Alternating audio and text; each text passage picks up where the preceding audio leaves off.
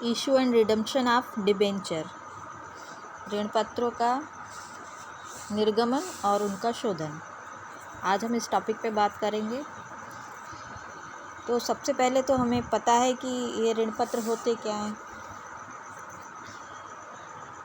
ऋण पत्र कंपनियों के द्वारा निर्गमित एक निश्चित समान राशि में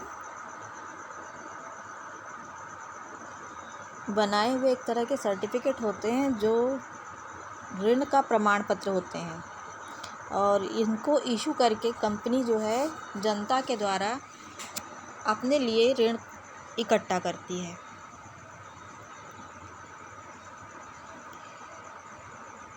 कंपनी अधिनियम 2013 के अनुसार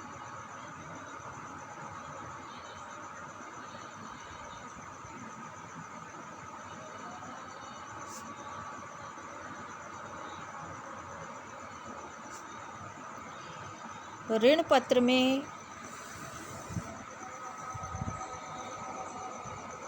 ऋण पत्र, स्टॉक, बॉन्ड और कंपनी की दूसरी प्रतिभूतियां शामिल होती हैं, चाहे वह कंपनी की संपत्ति पर प्रभाव रखती हैं या नहीं रखती हैं।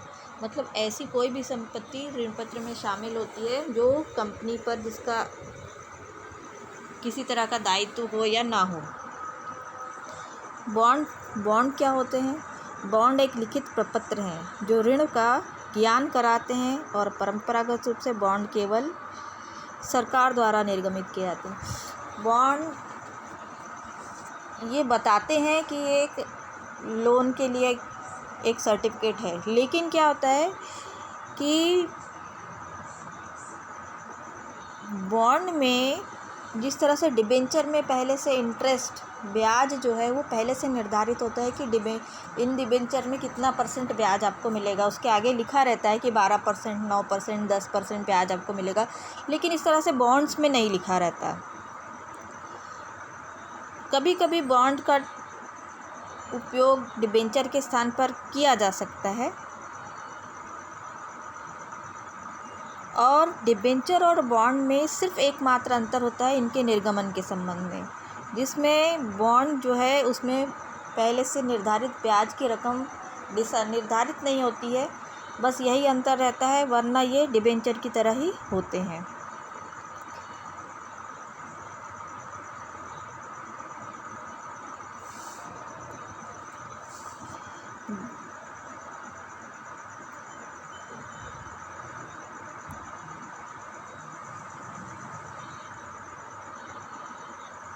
और बॉन्ड्स जो हैं वो डीप डिस्काउंट बॉन्ड होते हैं, ज़ीरो कूपन बॉन्ड होते हैं। इन दोनों तरह के बॉन्ड्स जो होते हैं उसमें किसी भी तरह से ब्याज की दर निर्धारित नहीं रहती है।